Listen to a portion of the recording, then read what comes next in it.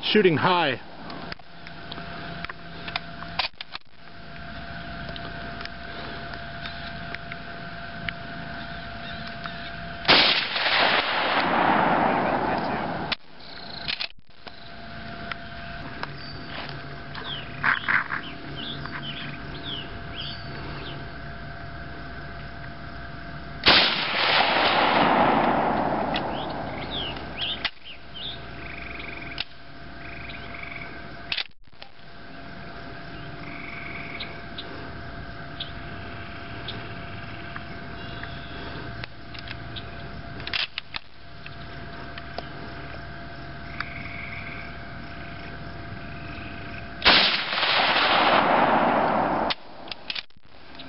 So hard to eject these bastards.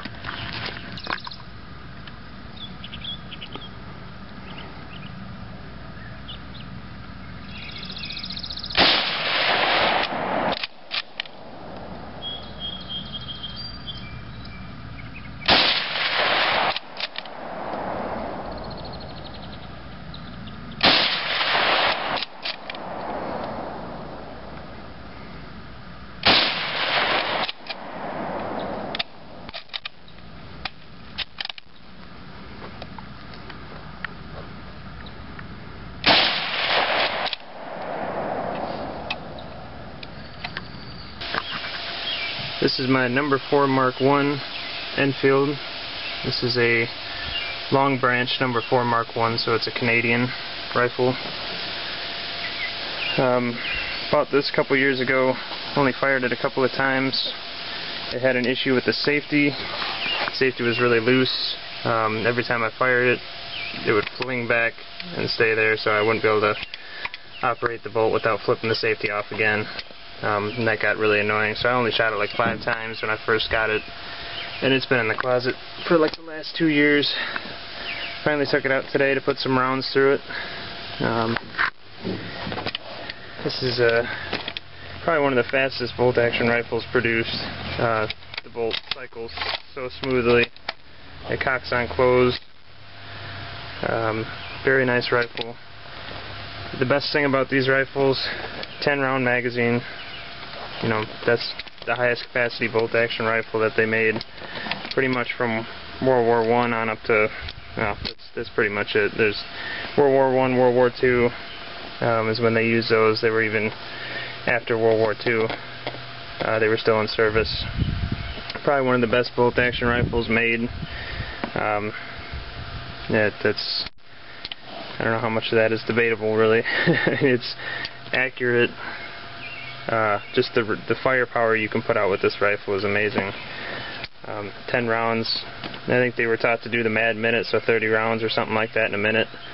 That's accurate, and it's pretty decent to reload. I don't have any stripper clips for it, so. But the thing is, magazine detaches, comes out of it. So I don't know how much of that you really need to do. They were taught to use stripper clips for the majority of the time, but if you didn't have any, then it's no big deal, really. Yeah, so this is a number 4 Mk1 Canadian Enfield. Beautiful rifle. The best thing about these rifles is they're not that expensive. I know there's some that are import marked. This one happens to not have any import marks on it whatsoever. Just The long branch number 4 Mk1. Its number is matching too. Stock's in pretty good shape. Don't really see many cartouches or anything on it. There's a couple back here. Clean gun. I think I picked this one up for around $200. I've seen, 1950s Enfield No. 4 Mk1 similar to this for about the same price. Some World War II versions of this, this is 1943. So this one's probably gone up in value since I bought it. It's still around $300 maybe. It's a decent price really for what you're getting, but you can find them cheaper than that. Dependable rifle.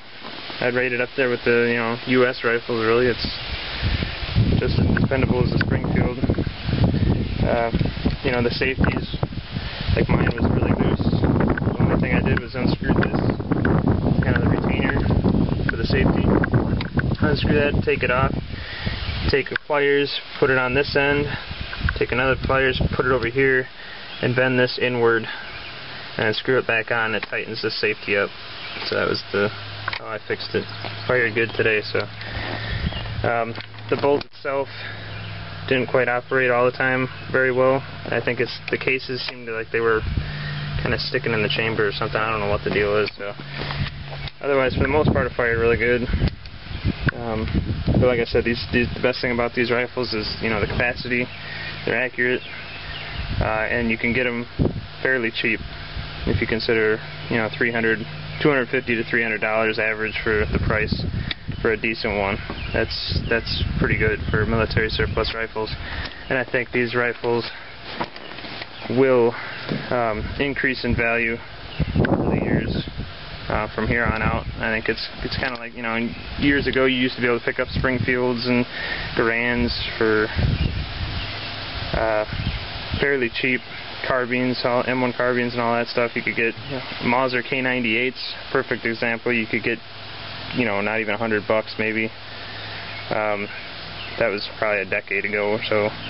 Now that you're looking at $300 to $400 for basically a import marked Arsenal rebuild or Russian capture, and the original German ones you're looking at a lot more. So once again, I think it's a very good rifle to get you into the military surplus market. The real downside to this rifle is the caliber. It's 303 British, obviously. Not the cheapest ammo. If you buy commercial stuff, you're going to be paying quite a bit, so you're not going to want to shoot it very much. If you can even find the surplus stuff, which may or may not be corrosive, yeah, good luck with that. It's still going to run quite a bit, so definitely want to start reloading if you're thinking of getting one of these rifles. Unless you just shoot it rarely, then it's no big deal, I guess, to pay the little bit extra money, because getting reloading equipment for just one caliber is kind of ridiculous. But that's just me.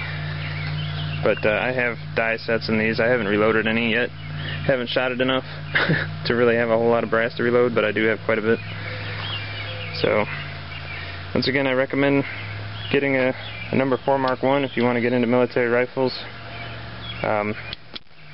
Very fast bolt action rifle, a lot of fun. The only downside is the ammunition, which if you reload, you can shoot cast bullets. And that might save you a bit of money, but it's still going to be kind of expensive either way. But it's a damn good gun. One other thing I'd like to mention about this rifle, I kind of forgot to mention, is the sights. They are peep sights, like the 03 Springfield, on the M1 Grand, any of those, which I like. Well, definitely some of the best sights over, the Mauser type sights. Only thing is, some of them will have different sights on them, even if they're the same years. They might have been changed out after the war. They might have been changed during the war. This is the simplified sight. It used to have, I think, like a ladder sight or something, some big, sight that had a lot more yards on it. You could go up to like probably 1,500 yards or some ridiculous thing. This sight is simple. It has one peep sight for 300, 100 to 300 yards. and that one's for 600 yards. So you could actually, it's pretty simple. There's only one or two settings. You can either do this one, shooting up to 300 yards, maybe a little more than that, and then 600 yards, or I think 600 and over, which kind of leaves you guessing some of the other yardage. If you're shooting under 300 yards, you might have to figure out where it's hitting first, which I kind of found out today shooting this rifle. Though I was only shooting at about 50 yards at the most, maybe a little more than that, maybe less, I don't know.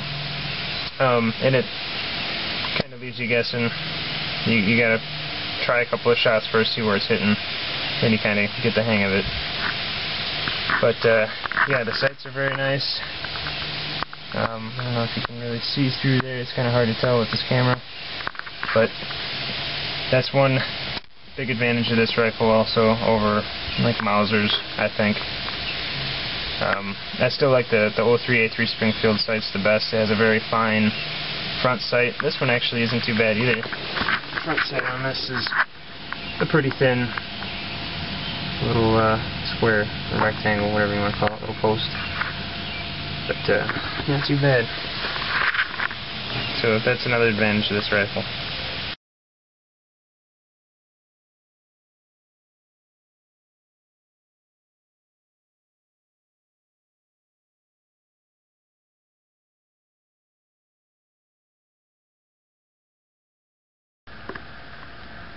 Well, hello there, little guy.